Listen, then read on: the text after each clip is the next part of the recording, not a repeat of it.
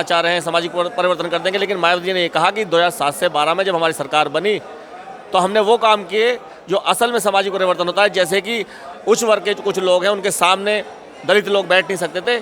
मेरी सरकार आने के बाद मैंने ऐसा परिवर्तन किया, आज सम्मान के साथ वो बैठ भी सकते हैं और सम्मान के साथ जी भी रहे हैं। तो इस पर क्या कहोगे कि सरकार अगर मायावती जी की दोबारा आती है, जिस तरह से आप कह रहे हो 27 में सरकार बनी जाएगी, क्या कारण है उसके? उसके कारण ये है कि अब जो भी कार्यकर्ता बहुजन समाज पार्टी का, कि उससे पहले अभी बहन जी ने अभी पीछे ही 7 तारीख में जो ऑल इंडिया की मीटिंग बुलाई थी, उस मीटिंग में जिम्मेदार साथी बुलाए थे और बहन जी ने बेधड़क कोई भी बात ना करते हुए उन्होंने तुरंत फैसला ले लिया, देखो भाई मुझे गठबंधन नहीं करना। अगर आपको गठबंधन, कार्यकर्ता इस बात को कहते हैं कि गठबंधन होना चाहिए, ऐसा भी है? कार्य भले ही कहते रहे, लेकिन बहन जी अपनी सर्वश्रेष्ठ नेता है हमारी, वो कोई भी फैसला ले सकती है, लेकिन कार्यकर्ता के तरीके से पार्टी नहीं चलेगी। नहीं, बहन जी का आदेश सर्वोपरि होता है कार्यकर्ताओं के लिए। जब बहन जी ने आदेश कर दिया कि भाई गठबंधन नहीं हो रहा है ना, उसके बाद कार्यकर्ता ऐसा सोचते ही क्यों है कि गठबंधन होना चाहिए? नहीं, ये पहले सोचता था लेकिन अब नहीं सोच रहा। अब तो बहन जी का जो हर कार्यकर्ता वो फील्ड में उतर चुका है और सेक्टर से बूथ के कार्यकर्ताओं को अब हर समाज में जा जाकर चौपाल लगा कर संगठन बनाने का कार्य कर रहा है। चलो इनसे बात कर लेते हैं। सर, क्या नाम है आपका? जी, मेरा नाम आवेश कुमार है। आवेश जी, आप बताइए अपने बारे में, क्या पद है आपके पास? जी, मैं बागपत विधानसभा अध्यक्ष बहुजन समाज पार्टी से हूँ और बागपत में बसपा का काम देख रहा हूँ। तो अब बसपा में जो बदलाव हो रहे हैं उससे पार्टी मजबूत हो सकती है, 27 में सरकार बन सकती है?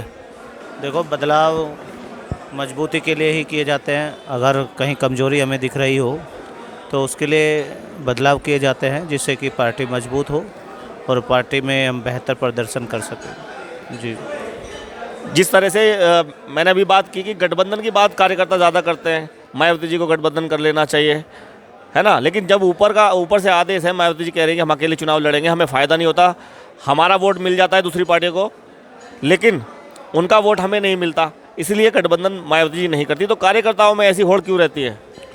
देखिए, जो कार्यकर्ता अगर ऐसी बात करते हैं, मैं समझता हूँ कि वो बहन जी के जो अनुयायी है वो नहीं है। वो कहते हैं कि हम बहन जी को फॉलो करते हैं, काशीराम साहब को फॉलो करते हैं, लेकिन बहन जी जो बात बताती है वो उस बात को ठीक से समझ नहीं पाते। बहन जी ने क्यों बोला कि भाई हम गठबंधन नहीं करना चाहते?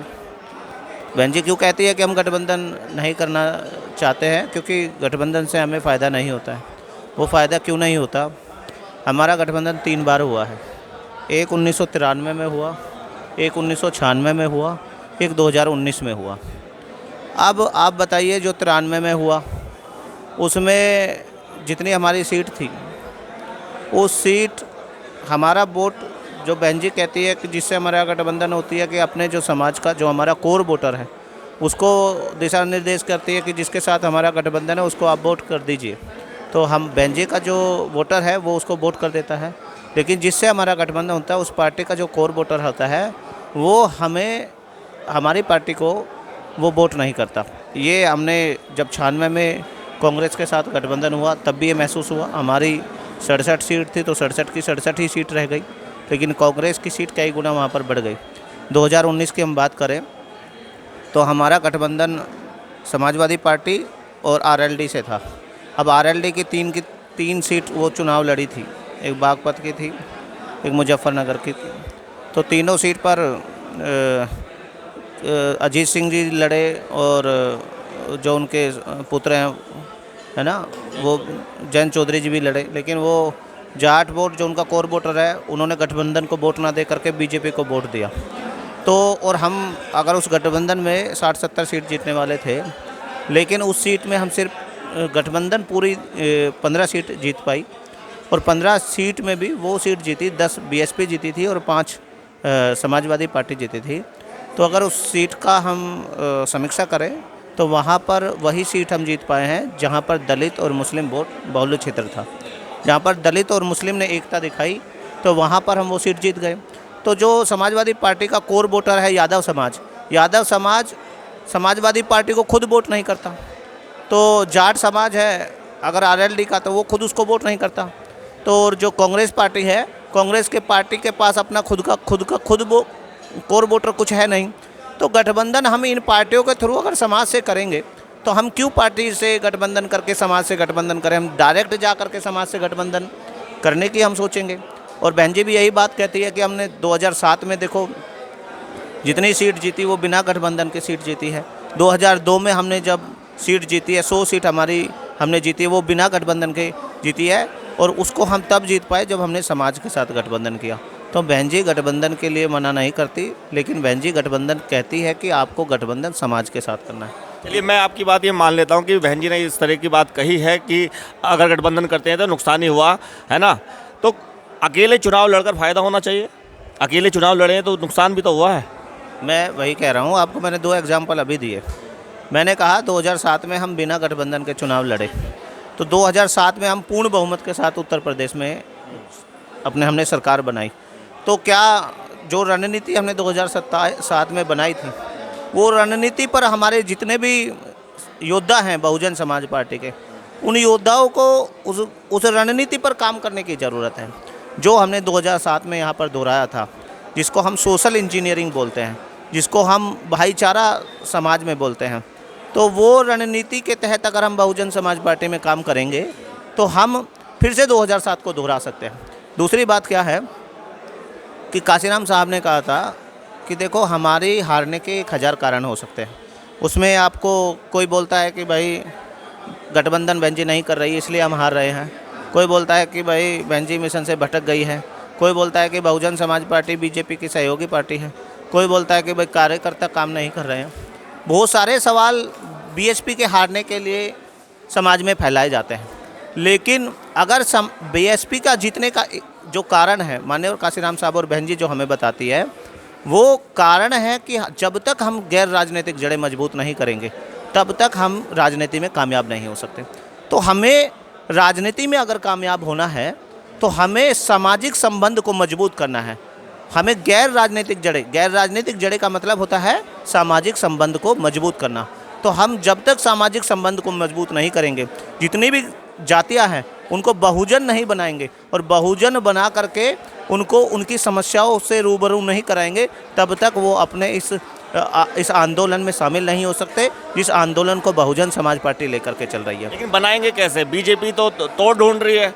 बीजेपी ने तो, ये तो बहुजन तो हो गया, SC ST OBC माइनॉरिटी है ना, जो गरीब लोग हैं उन लोगों की बात हो गई, ये बहुजन हो गया। लेकिन सिर्फ SC ST दलितों में ही बीजेपी ने सेंध लगा दी, वर्गीकरण करके क्रिमिनल करके वापस में बांटने की तैयारी कर रही है। आज भी SC में ही मैं आपको बता दूं, जो गैर जाटव है वो वोट नहीं दे रहा, वो इधर उधर जा रहा है, बीजेपी जा रहा है। तो बीजेपी तो आगे चल रही है, इसका मतलब। देखिए, मैंने आपको कहा कि जो बहुजन SC ST OBC माइनॉरिटी को हम बोलते हैं, लेकिन बहन जी तो आज सर्वजन की बात करती है ना। बहन जी कहती है सर्वजन हिताय सर्वजन सुखाय। मैं कह रहा हूँ गैर राजनीतिक जड़ें जिसकी मैं बात कर रहा था वो सिर्फ SC ST OBC माइनॉरिटी को लेकर के नहीं है, वो सर्व समाज को लेकर के है। ठीक है। अब सर्व समाज का अगर बहन जी ने नारा दिया है, सर्वजन हिताय और सर्वजन सुखाय की बात करी है, तो हमें स्वर्णों को भी लेकर के अपने साथ में चलना है। हमें चाहे उसमें ब्राह्मण समाज हो, चाहे क्षत्रिय समाज हो, चाहे वैश्य समाज हो, जो लोग इस अम्बेडकर विचारधारा को इस देश में लाना चाहते हैं, उन लोगों को भी हमें इस मोमेंट में अपने साथ में लेकर के चलना पड़ेगा। तो वो सारे लोग जब हमारे साथ में आकर के इस मोमेंट को आगे बढ़ाएंगे, इस विचारधारा के साथ खड़े होंगे ना, तो तब हम इस मोमेंट को आगे बढ़ा सकते हैं, पार्टी को राजनीतिक में जिता सकते हैं। तो आपने जो सवाल किया एक बार दोबारा आप रिपीट कीजिए। अभी बीजेपी को लेकर के कुछ पूछा था। मैंने ये कहा था, जिस तरह से बहुजन समाज की हम बात करते हैं तो बहुजन में SC ST OBC माइनॉरिटी और सवर्णों में भी जो गरीब, मैंने भी वही बात कही, सबको लेकर के चलना है। बसपा उन्हीं की पार्टी है, उनको एक करने की बात बहन जी ने भी कही है, काशीराम जी ने तो किया ही था, इसलिए सरकार भी बनी थी। लेकिन बीजेपी ने तो एक तोड़ ढूंढ लिया है कि भाई OBC तो अलग कर ही दिए हैं कुछ, अब SC को भी, दलितों को भी कर दें। तो दलितों में आपने देखा कि SC व ST के अंदर वर्गीकरण क्रिमिलेयर की बात हुई थी और हरियाणा में लागू भी कर दिया बीजेपी सरकार ने। तो बंटवारा, जैसे कि गैर जाटव हैं, वाल्मीकि हो गए, खटीक हो गए, और भी जातियां हैं, उनको अलग कर दिया एक तरह से आपस में लड़ा करके, वो बीजेपी को वोट दे रहे हैं। मैं देखो, ये जो आपका सवाल है ना कि बीजेपी बांटने की राजनीति कर रही है, तो ये बीजेपी की आज की आइडियोलॉजी नहीं है, ये बीजेपी ने आज शुरुआत नहीं की है। बीजेपी जिस विचारधारा को इस देश में लाना चाहती है जिस एजेंडा को के तहत बीजेपी इस देश में अभी काम कर रही है, ये एजेंडा, ये विचारधारा, ये कई हज़ार सालों से है। आप इस बात को समझिए। लेकिन वो कामयाब तो हो रही है, आप इस बात को समझेंगे। मैं वही कह रहा हूँ, कामयाब ये एक समय ऐसा था जब हमारा इस देश में राजपाट हुआ करता था। तो जो राजपाट हमारा इस देश में हुआ करता था, तो उस राजपाट को ख़त्म करके इसी विचारधारा के लोगों ने क्या किया कि हमारे गले में हांडी और पिछवाड़े पे झाड़ू बांध दे। ऐसा ही है। जो लोग बांटने की राजनीति आज कर रहे हैं, उन्हीं लोगों ने, उसी विचारधारा के लोगों ने एक समय जब हम राजपाट हमारे हाथ में हुआ, वो बात हो गई पुरानी। मैं तो आपकी बात कर रहा हूँ। जब सरकार बना लिया आपने, काशीराम जी ने बहुजन समाज को एक कर दिया और 2007 में सरकार बना ली, उसके बाद से जो ग्राफ गिरा है, जिसमें बंटवारे की बात है, चाहे वो कांग्रेस ने करा हो, चाहे वो समाजवादी पार्टी ने करा हो, बीएसपी में बंटवारा तो किया और आज बंटवारा है, इसीलिए दूसरी पार्टियाँ छोटी छोटी खड़ी हुई है। चंद्रशेखर आज़ाद की आज अगर पार्टी खड़ी हुई है, किस पे वोट है उसका? मैं पहले उसका जवाब दे देता हूँ जो आपने बोला। मैंने ये कहा कि हम राजा हुआ करते थे, उसके बाद हमारी ऐसी क्या कमी रही, ऐसी क्या बात हुई जो हमारे गले में हांडी और पिछवाड़े पे हमारे झाड़ू बन गई। तो ये हमारे जो इस बात पर हम अगर गौर दें कि राजपाट होने के बाद हम ऐसी स्थिति पर कैसे पहुँचे, तो मैं जहाँ तक समझता हूँ कि ये नालायकी हमारे खुद के अंदर थी। इस वजह से ऐसा हुआ कि कुछ लोग आए और उन लोगों ने हमारे राजपाट पर कब्जा किया और हमारा राजपाट छीन करके हमको उस स्थिति में धकेल दिया जो कि हमारे गले में हांडी और पिछवाड़े पर झाड़ू बन गई। मैं वही कह रहा हूँ कि हमने इस देश पर, इस उत्तर प्रदेश पर राज किया, और उत्तर प्रदेश में जब राज किया तो कोई ऐसा आदमी नहीं, चाहे विरोधी पार्टी का भी कोई आदमी हो, वो ऐसा नहीं जो बहन जी के राजपाट पर उंगली उठा देता हो। लेकिन उसके बावजूद क्या हुआ कि आज हम बहुत बैकफुट पर चले गए। तो ये किसी दूसरे की रणनीति हमारे ऊपर काम नहीं की है, इसके जिम्मेदार हम खुद हैं। हमने नालायकी अपने अंदर पैदा कर ली। हमारे अंदर जो इस राजपाट को चाहने की, इस राजपाट को लेने की, हम अपने हाथ में इस सत्ता की चाबी को लेने के लिए जो जिज्ञासा थी, जिस ताकत से हम 2007 से पहले इस मूवमेंट में काम कर रहे थे, लेकिन वो 2012 के बाद हमने उसको एकदम ढीला छोड़ दिया। उस मूवमेंट के प्रति हम अनअवेयर हो गए और हमने अपनी जिम्मेदारी छोड़ करके अपने घर बड़ा करने में, अपनी घोड़ा गाड़ी खरीदने में, अपनी पर्सनल जो व्यक्तिगत हमारी ज़रूरत है उसको पूरा करने के लिए हम उसमें जुट गए। तो मूवमेंट को हमने छोड़ दिया। पढ़े लिखे आज देखिए, आप समझिए, आपके मोहल्ले आसपास के लोगों में देखिए, जितने लोग नौकरी पेशे वाले लोग हैं, जितने लोग पढ़े लिखे लोग हैं, वो इस मिशन मूवमेंट के लिए क्या योगदान दे रहे हैं। वो कौन सा जाकर के बामसेब की एक कमेटी के अंदर जाकर के लोग बागों को ये अवेयर कर रहे हैं कि भाई हमारी बहुजन समाज पार्टी ने ये काम हमारे इस सर्व समाज के लिए किए। कोई नहीं करता। पढ़ा लिखा आदमी अपनी नौकरी पेशे में जो लगे हुए हैं, आपको वो कहीं नज़र आते हैं कि वो बहुजन समाज पार्टी के लिए काम कर रहे हैं, जिसको हम बामसेब बोलते हैं। लेकिन आज वो लोग अपनी जिम्मेदारी से बहुत अनअवेयर हैं। इसलिए मैं समझता हूँ कि राजपाट अगर दोबारा लाना है तो हमें को उस समाज के लिए, जो इस समाज का इलाइट वर्ग है, जिसको हम पढ़ा लिखा समाज बोलते हैं, जिसको हम डॉक्टर, इंजीनियर, टीचर बोलते हैं, उनको आगे आना पड़ेगा, उसको इस मिशन मूवमेंट को उठाना पड़ेगा। जी चलिए, ईमानदारी से आप इस तरह से ईमानदारी से काम अगर सारे कार्यकर्ता करते हैं, कहीं ना कहीं कमी जो है वो कार्यकर्ताओं की है। अकेले अगर कार्यकर्ता की नहीं बोल रहा हूँ मैं कह भाई, अगर आपने कहा कि अकेले अपने दम पर सरकार नहीं बना पा रहे हैं और अकेले सरकार बनाने में हमारा फ़ायदा है, ये बात तो आपने कही, गठबंधन करके नुकसान है, अकेले चुनाव लड़के हमारा फ़ायदा है, फ़ायदा नहीं हो रहा, इसका मतलब कार्यकर्ता पदाधिकारियों की गलती है।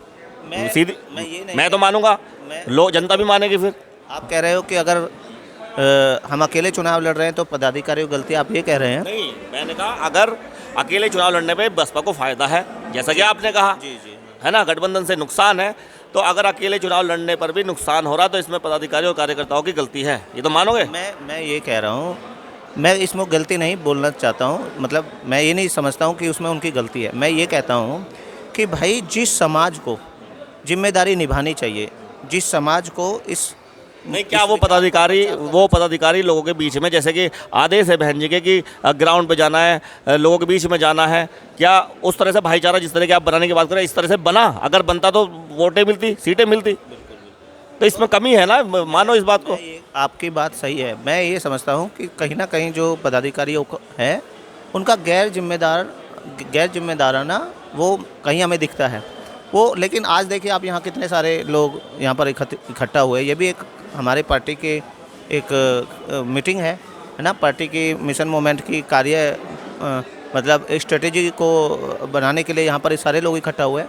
लेकिन जो समाज के साथ हमारा संबंध होना चाहिए वो कहीं ना कहीं कमज़ोर हुआ है, जिसको हमें मजबूत करने की ज़रूरत है और उसके लिए बहन जी काम कर रही है। बहन जी आए दिन नई रणनीति बना रही है। नहीं, बहन जी सक्रिय है, इसमें कोई दो राय नहीं है कि बहन जी 2024 के चुनाव से लगातार सक्रिय हैं। किसी भी हाल में जो बीएसपी का जनाधार है उसको बढ़ाना चाहती हैं और सत्ता लाना भी चाहती हैं 27 में। इस बात में हम सहमत हैं इस बात से, लेकिन कार्यकर्ताओं को भी और जो पदाधिकारी हैं उनको समझना पड़ेगा। कार्यकर्ता मेहनत कर रहा है, मुझे ऐसा लगता है जो कार्यकर्ता निचले तबके का वो ज़्यादा मेहनत कर रहा है, जो पदाधिकारी हैं वो कम मेहनत कर रहे हैं, वो लोगों को नहीं जोड़ पा रहे हैं। चलिए, बहुत बहुत धन्यवाद, आपने समय दिया। आपको और आपके दर्शकों को 2027 में सरकार बनाने के बाद आवेश जी ने भी कहा है, आपका क्या नाम था? श्याम सुंदर गौतम भी कह रहे हैं कि 27 में सरकार बनानी है और कमर